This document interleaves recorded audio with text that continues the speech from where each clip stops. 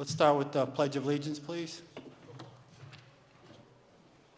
I pledge allegiance to the flag of the United States of America and to the republic for which it stands, one nation, under God, indivisible, with liberty and justice for all.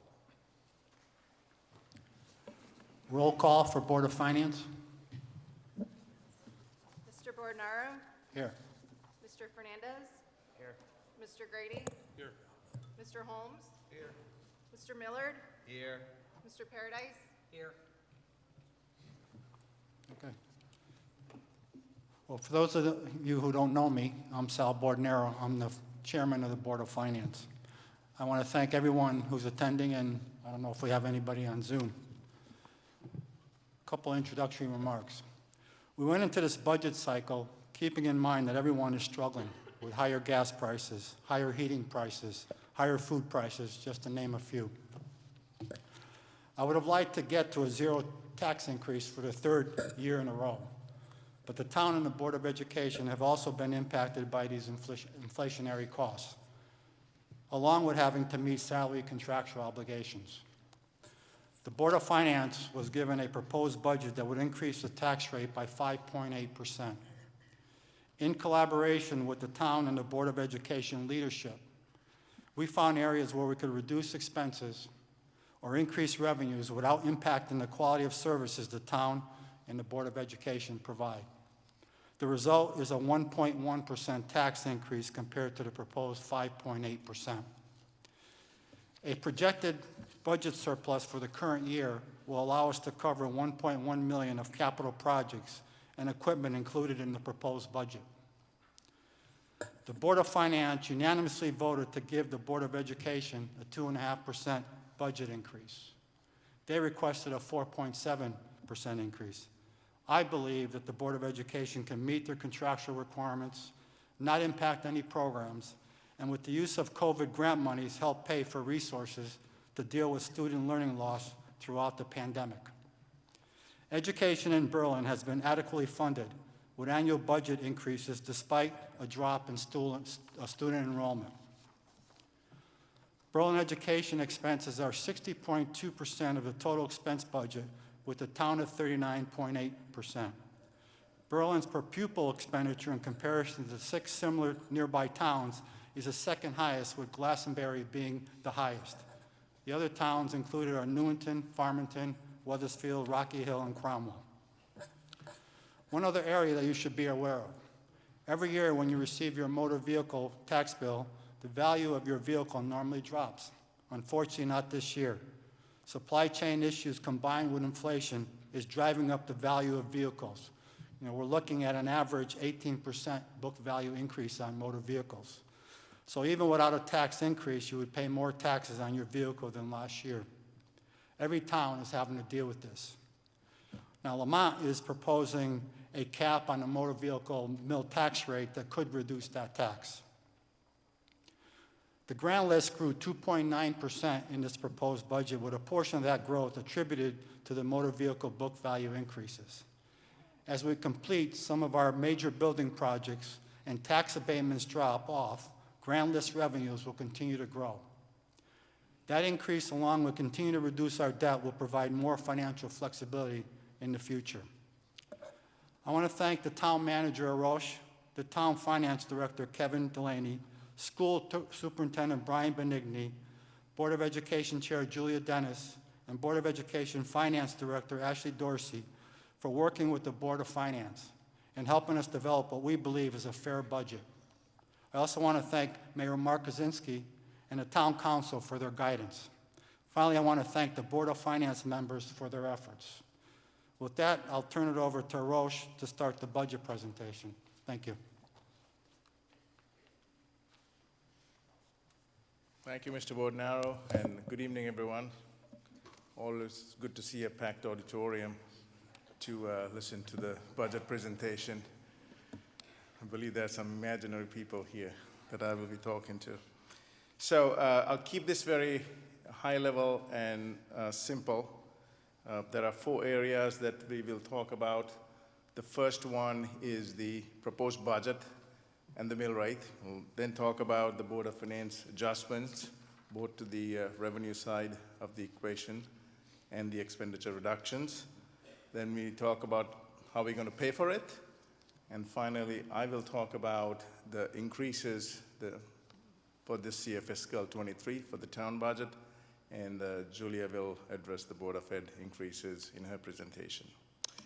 With that, I'm ready to go, right, Kevin? Yeah. So this is the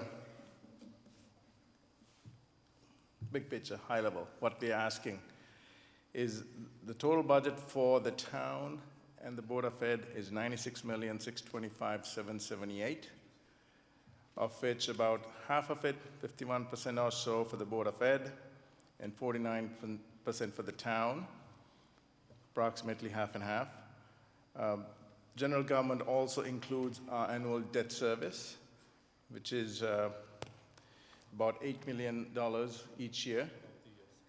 It's about an 8% of our budget, should be around 3 to 5, a little bit high there.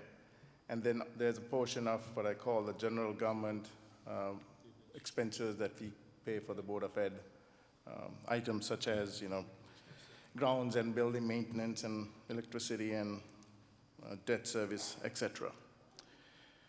One caveat here that Sal just mentioned, the proposed mill rate is the 34.31, which is 0.38 above from the previous year. There is work that's happening at the state level to cap the motor vehicle mill rate at 29.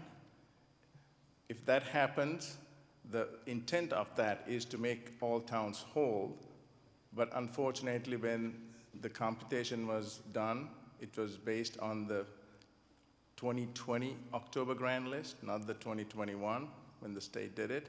So there's a slight gap that we won't be funded, which means the motor vehicle mill rate will be at, if it's at 27, if the state moved forward with it, the overall budget for real estate and personal property will be 34.39. We're splitting hairs, but full transparency, I want to put it out there.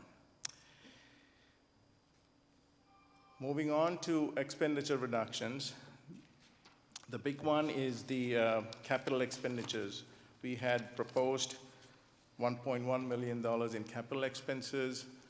These are really critical for the town and the Board of Ed. But the good news is, as of now, we are projecting a surplus in the fiscal year 22 budget. And we're quite certain that we will be able to cover all these expenses before the end of the year. In terms of other expenses on the town, there was $642,000 reduction made. A big part of that was the removal of funding 2 police officers, and the reasoning for that being that there's a backlog in the academy as to when they can go in. And whenever that opening, where there's availability, the town will work with the Board of Finance and the council to fund those 2 positions. Other than that, there was some part-time positions, hours reduced townwide. We had estimated some high expenses in legal, public buildings, contracted services with cost of goods going up, economic development, advertising, marketing expenses. We pulled that back, scaled that back a little bit. And then also trash or refuse removal. Costs have been going up, and we reduced that number as well. Reduced from the projected increase. I keep saying this, it's important for Board of Ed and the town. The overall, it's an increase. As you saw in the first page, it's a reduction from what we had asked from the Board of Finance. On the revenue end, for the receipts, we are using $380,000 of the unassigned fund balance. The town has a healthy fund balance. Taking a small piece of that would be okay. And we are also tapping into the ARPA funds, the American Rescue Plan. Town received about $6 million, and we tapped close to a little bit over $700,000 last year, or this current fiscal year. And we are setting aside $5 million for the, address the HVAC issues in the elementary schools.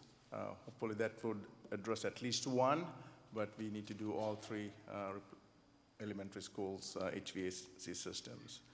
So we're taking $300,000 from the ARPA funds to address increase the revenue side of the equation here. The others are adjustments that we had budgeted conservatively.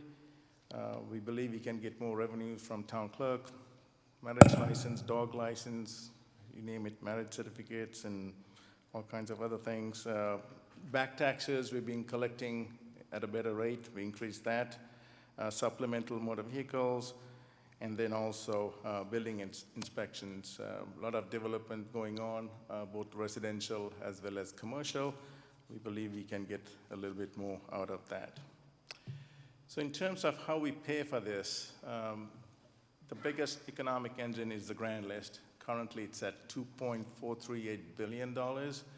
That's an increase of almost 3% from the year before. And that generated, for this fiscal year, an additional $2.3 million, almost 1 mil, 0.9 of a mil. That is fairly good, I would think. Obviously, we want to try and improve that going forward. We talked about the expenses, the revenues. The big part of chart comes from, the pie chart is from taxes. Almost 90% comes from property taxes, personal, real estate, motor vehicles. Fees, fee for service, town business, such as the ones that I just mentioned, from town clerk to building department to Parks and Rec to Timberland Golf Course, anything that we charge fees. State education grant, about 5.9% of that. We'll talk more about that. Julia will do that when we talk about the Board of Ed, and others are relatively small. One good thing for the town of Berlin, our collection rate has been really high, almost, I would like to be 100%, but 99.3 is very good when you compare to a lot of other towns. So with that and the other items I already mentioned, which I will not repeat. So in terms of strategy and investments, these are 4 pillars that we have used every year. Most of you know, whenever a family is trying to move into a town, a few things they look at. One is the quality of the schools. So education is an important element. Public safety, how safe is the community, and we try to keep that in mind. And then infrastructure, roads, bridges, water, sewer, building infrastructure, playing fields, playgrounds, all of that. And then how do we do this in a financially responsible manner? The town has had a really good history with financial stability. We have either broken even or had a small surplus each year, and sometimes more than a small surplus, like what we're going to have this year, invested back in the town. And at the same time, we have a AAA bond rating from Standard & Poor's.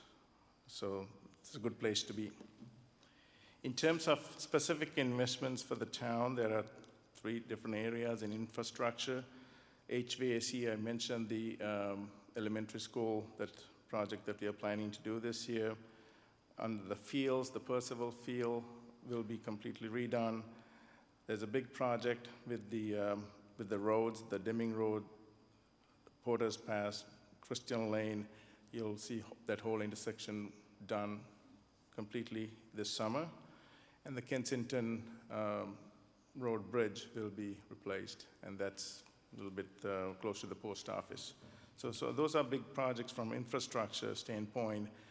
And for personnel, we will be hiring a new dispatcher for the police department. All these years, we have not had a supervisory position in the police dispatch, been supervised by a lieutenant. So we're going to establish that position and promote someone from within and hire a dispatcher. We made some changes in the VNA and created a new position within the schools, within the Board of Ed, to support the school nurses, to manage their scheduling, coordinate their work, and also ensure that all the proper training is being received. For the longest time, we have had one person in the human resource function, Director of Human Resources, split between the town and Board of Ed. That person was a 60-40 split. Board of Ed going from 6.6 FT to 0.8, and the town will be hiring and will try to hire a new person. It'll be practically impossible to replace the current incumbent's talent that we have. And then also the assistant planner, that it's one of the offices where I feel we have a bottleneck in terms of providing the proper customer service and preparing, responding in a timely manner to both residents and businesses. We have had been in a reactive mode rather than being proactive and being up to speed with all of the legislative mandates, etc. And then one more change in the facilities. Some changes were made a few years ago. We combined positions, and we had one person, the Director of Facilities, working as a director, superintendent, project manager, planning, operations, everything. And all these three areas that we are at a point that if we don't do anything, that things are going to fall apart. And I say no matter how good these people are, there's only 24 hours a day, 7 days a week. There's so much one person can do. Economic development, three areas that I would highlight. Farmington Ave, most of you probably drive by that way. It's a lot of progress being made next to the train station. There'll be over 72 apartment units coming up, mixed use, commercial, as well as residential. Turnpike Ridge, that's behind the Acura dealer on the Berlin Turnpike. The retail space is almost complete, and they'll be building 72 more housing units there. And there's another one called Deming Ridge on the Berlin Turnpike, which will be about 88 more units. And you will see some progress on those projects this year. And for the numbers, this is the cost of what we just talked about, the 5 new full-time positions. I say new, but the funding for those, during the last couple of years, we were able to eliminate certain positions. Golf director, we eliminated the position in the VNA administration and the 2.5 FTs there. So some of those monies were taken back the last couple of years. We are bringing it to fund these positions that I believe are critical. And from the part-time positions that you have here, these are some of the summer help. We are extending the duration of their work to a 9-month period, especially in the golf course. So the 5 positions in the golf course will be paid for from the golf fees itself. There's no impact on the taxes there. And the other ones, the 2 with the public grounds, because there's a lot of activity. In the summer, there's more people using fields and playgrounds, and we need more help to keep up with them. In terms of existing positions, the bulk of that has to do with merit and step increases, and the benefit component is the health insurance. For the Board of Ed as well as the town, we are projecting an increase around 10% in health insurance this year. Moving on to operations, insurance is a big number, both property liability as well as cyber. Cybersecurity is a hot topic these days. Town of Plainville was compromised a couple of weeks ago, and Bradley Airport today. So whether it's public, private, or non-for-profit, these are areas that are at high risk. And of course, with all the activity going on, the insurance numbers have gone up for cybersecurity as well. Vehicle fuel, I don't have to explain. If you see what's at the pump, last year it was a little bit over $2, over $4 now. And then computer support to upgrade equipment, and that's mostly in the PD. It's outdated, and it's time to make a change there. And with the reductions, all other expenses, $10,000 less. Capital compared to last year, $370,000 less, but again, we are funding 1.1 from this year's surplus. Debt service, that's amount we paid compared to last year, is down 271. And then plan of conservation and development, that's at nearly $10,000 more. That's a plan that's due, we do every 10 years. In 2023, we have to prepare to do that. Quick snapshot of our outstanding liabilities, down to $74 million. It's the lowest we have had. 2016 was in the 107 range or so. And we continue to pay down our debt, and currently, as of now, we don't have any plans to borrow any new money. So in summary, this is what the budget will encompass: education, community service, public safety, infrastructure, and paying down your legal obligations. Mill rate of 34.31.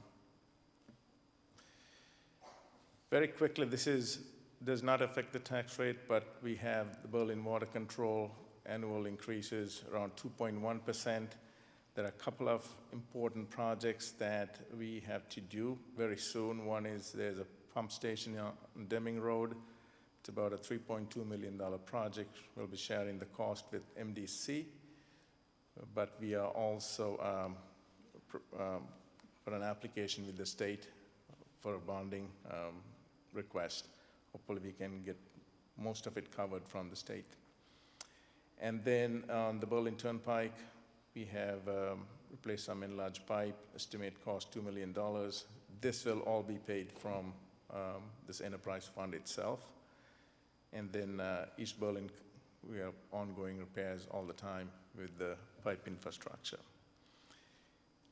Very quickly, before I turn it over to Julia, just the time frame. Hopefully today, the Board of Finance will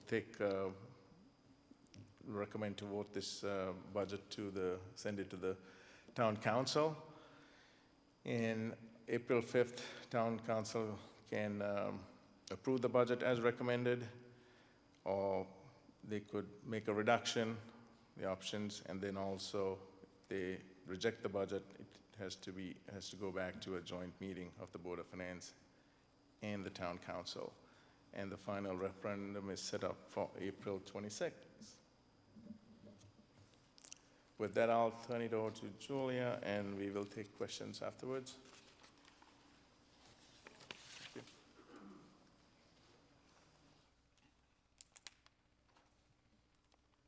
Good evening, everyone. Thank you for coming, for all those in attendance. And I'm going to go over the Board of Education budget for 2022-2023. So our process began in December, and I believe earlier for administrators, as we prepared to put together a budget to meet the needs of all students in the district. I'll start out with some of the goals, just to continue to provide quality education to all the students with a standard that is expected in our town, provide all students with an education that prepares them for multiple options and opportunities upon graduation, maintain favorable class sizes and adequate course offerings, which is, all these are so essential now coming back from the pandemic with learning loss and learning recovery. Consistent support for technology use and adequate funding of hardware, software, infrastructure, and IT support, and ongoing commitment to implementing safety measures. So as I go through, I just wanted to ground this presentation in our goals. And I think, like I just said, coming out of the pandemic, these goals are even more important because we need to make sure we're doing everything we can to support all the learners in our town. So initially, we came in at a 4.67%. I know it's probably really small and difficult to see, so I'll walk you through it. And we are now at a 2.5% increase. So the Board of Education adopted the 4.67. The Board of Finance adopted a 2.5. We had a 2.17 reduction, and we met as the F&O committee to discuss what the possible cuts would be, and we are just going to do our best to reduce from the 4.67 to the 2.5 with the least impact on the students. So that was really the goal. Everything in this budget, the students were placed first.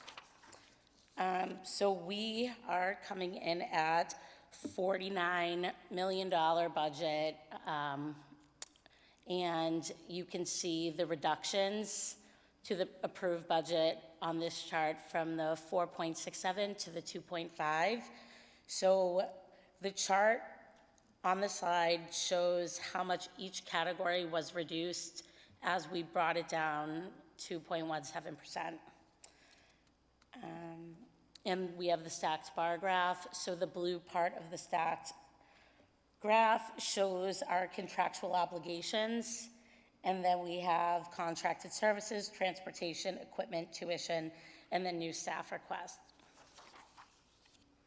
This is the executive summary of our budget with all the categories to break down, showing the allocation of the $49 million budget with the 2.5%. All the way on the right, you can, where it says percent difference, you can see an increase or decrease in each line item. So administrative salaries, there's a 2.33% decrease. In supplies, textbooks, and materials, there's a 0.15% decrease. All other expenditures, we have a negative 23.54% decrease. So I just want to bring attention to the decreases where we are cutting, and we are making sure, again, the least impact on the students, because we need to make sure that we're doing everything we can to give them that quality education that is expected in our town. So before I go on to the next slide, you can just see the fiscal year 2020 to 21, what we came in out, what our actual was, same with 2021 to 2022, and then the revised Board of Ed budget, the difference and the percentage difference. And we will be taking questions on that after, if you have any, and I'll also review this after I go through each line item. So we have our projected student population, and you can see the net changes, anticipated enrollment and projected.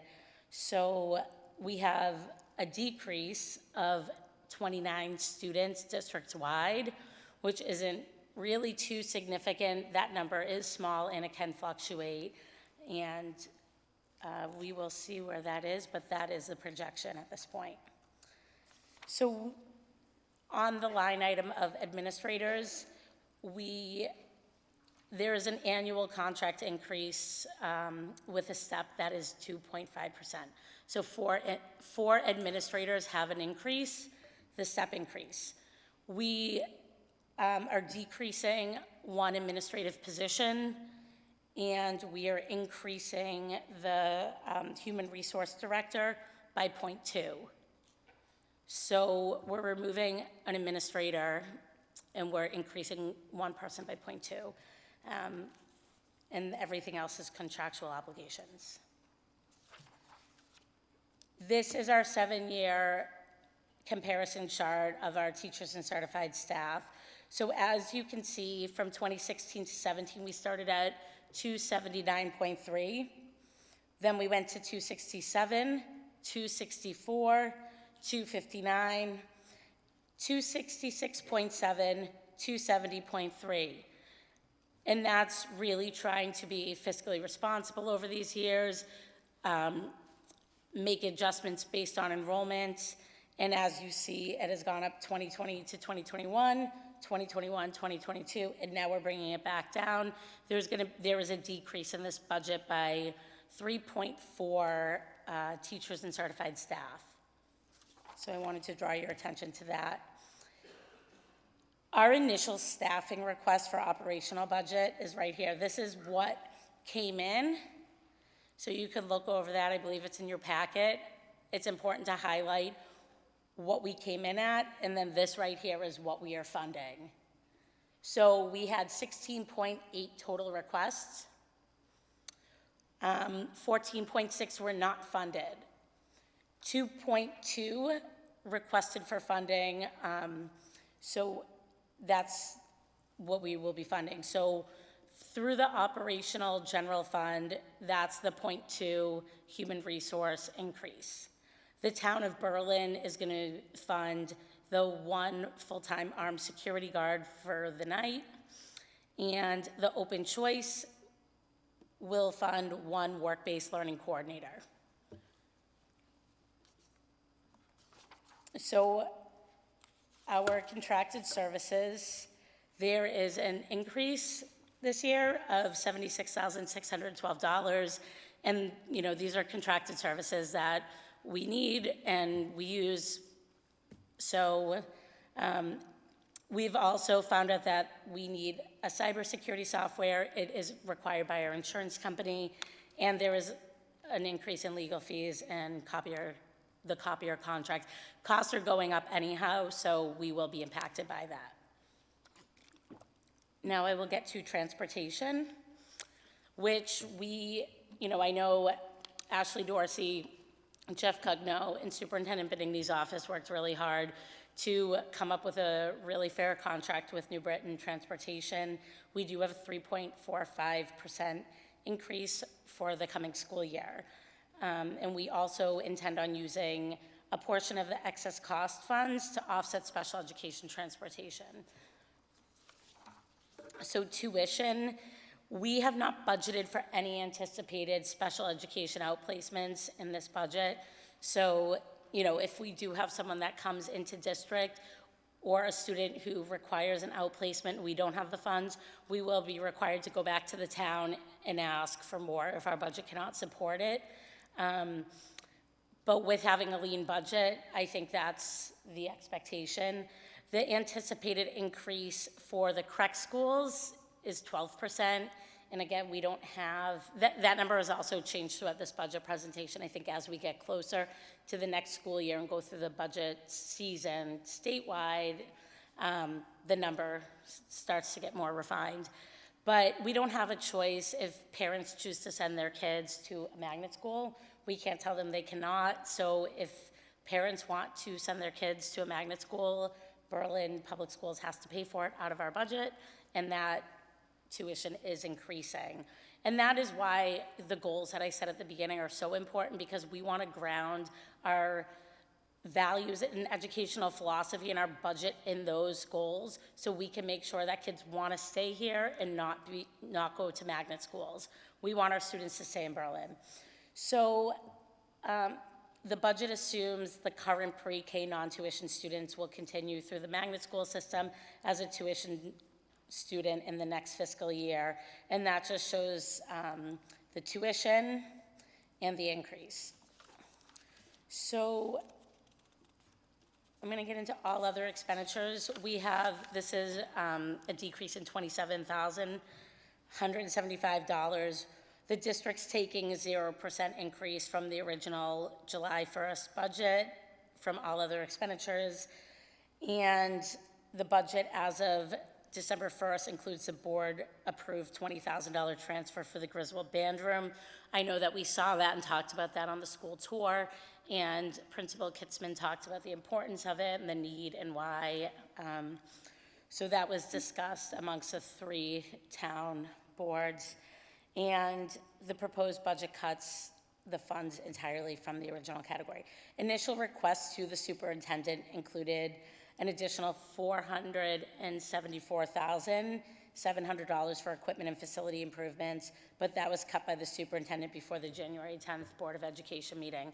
So it's also important to highlight the cuts that were made before it came to us as a board, and then the cuts that were made by us as a board before, we're here today. And then we're back to the executive summary of our $49 million budget proposal with a 2.5% increase. And I want to go over a few key items that people have, questions about or may want more additional information. So there are changes to the ESSER grant. You can see the original estimate. the breakdown of the 2022 and 2023 budget. This was adjusted and reallocated to balance the budget with the least impact to the students. So you can see those changes there. Changes to ESSER ARP grant, and you can see those outlined in here, which is, you can see the reading support of the elementary school under certified staff. So that is the biggest change. And our Hartford open choice enrollment. So it's important to talk about this because we fund positions, and our budget is supported by the money we receive from the Hartford open choice. We need to maintain above 4% to receive the funding that we have budgeted for. If we drop below the 4% of students, then we don't get the money we've budgeted for, and then that will cause a situation where we are going back to the town and saying, please help us out, which we don't want to do. So we are going to do everything in our power to make sure we maintain and stay above. So for the 2021-2022 school year, the current year we're in, we offered 14 new seats and only 11 were filled. So I think due to the pandemic, it's been harder to fill the open choice seats in town. We typically only offer to kindergartners unless they have siblings, because then that way the siblings are traveling together, their families are familiar with the district, and it becomes their home. So that's where we open up other spots. And like I said, every effort is made to accept students at the kindergarten level, and we have that conscious awareness of maintaining the 4%. This is where the money goes. And you can just look over that, and it's just important for you to look through and see. And then I will go to the next slide, the budget funding history. So first off, I want to just acknowledge the Town Council and the Board of Finance for the funding over the past 3 years. We've been able to catch up, and it's been really good all working together and making sure that we're providing the education that is expected and deserved for the students in town. And with the 2.5, we'll be able to maintain where we've come. So if that's, each year shows where we've come in at, the superintendent request versus what was funded. You can see in 2018 to 2019, we were at one of our lowest points, but you can see how it dips and then goes back up. And this has really allowed us to do everything that we need to do and achieve our goals as a Board of Education. So thank you for that. And this is the adopted budget. And Berlin's adopted budgets in the past 3 years have compared favorably to these towns nearby. And it's really great to see us in the middle of the pack, because prior to, we were actually at the bottom about 4 years ago. So this is a 5-year average increase, and we're in a great place with that.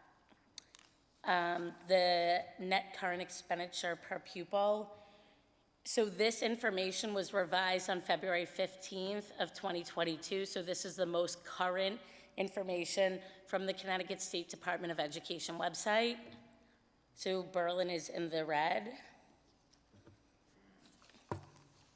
And here I will give you the specific number from the revision on the website as of February 15th.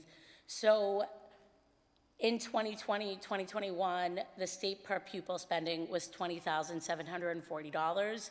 Berlin's per pupil spending was $18,973, or $1,767 less than the state. And as you see over the years, the trajectory of we got closer to the state, further apart, closer, and we just want to try and stay as close to the state as possible.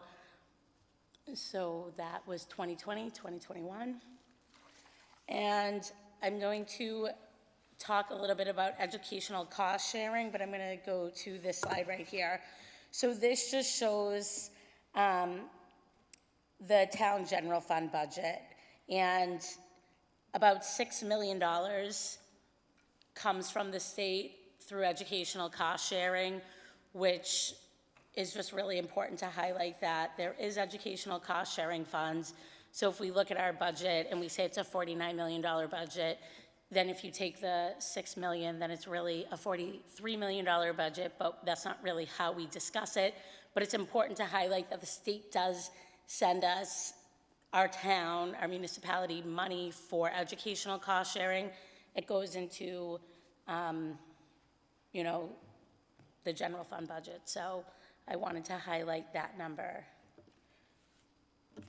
And then the 87.74% is just taxes and other revenue. And then this is our 3-year history of non-lapsing deposits.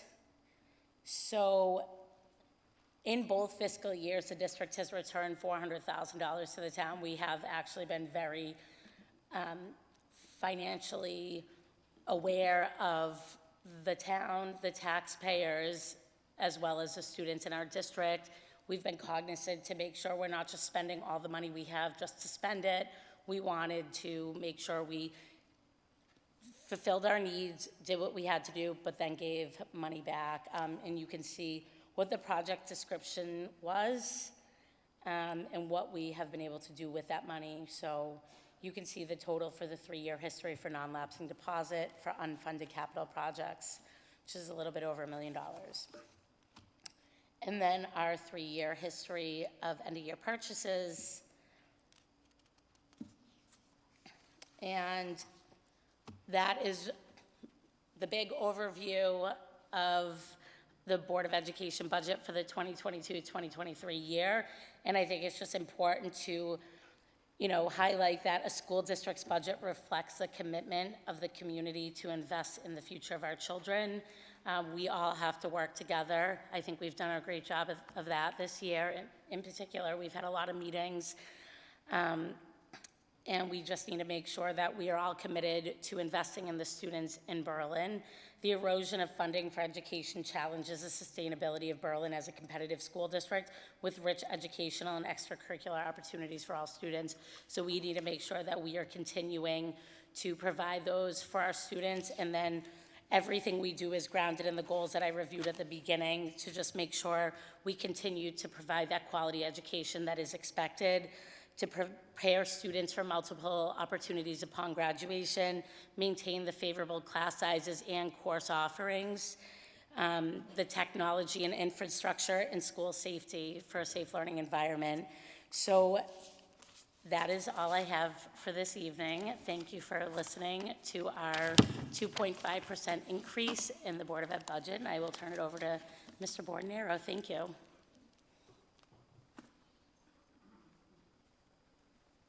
Thank you, Roche and Julia. Just one clarification. In my introduction remarks, I said the Board of Education expense is 60% of the total. And what I included in there, there's a certain amount of dollars that is included in the general government fund that supports the Board of Education. There's actually $4.3 million in school debt that we pay for. And second of all, there's another $4.8 million of town staff to support the BOE, security officers, nurses, and all the facility costs. So that's about $9 million that's included in the general fund budget that really supports the Board of Education, and that was part of my 60% versus the 50% that Arosh stated. At this point, we'll take questions from the audience. Come up front, state your name and address, and we'll take whatever questions anyone has.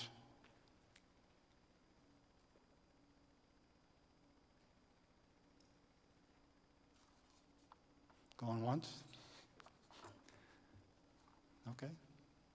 Well, thank you so much for attending. I mean, if there's any questions, beyond this meeting, feel free, to contact Julia or Brian or the town manager or even myself. We'll be glad to ask any questions. With that, I make a motion to adjourn the meeting. All in favor? Aye. Thank you so much for attending.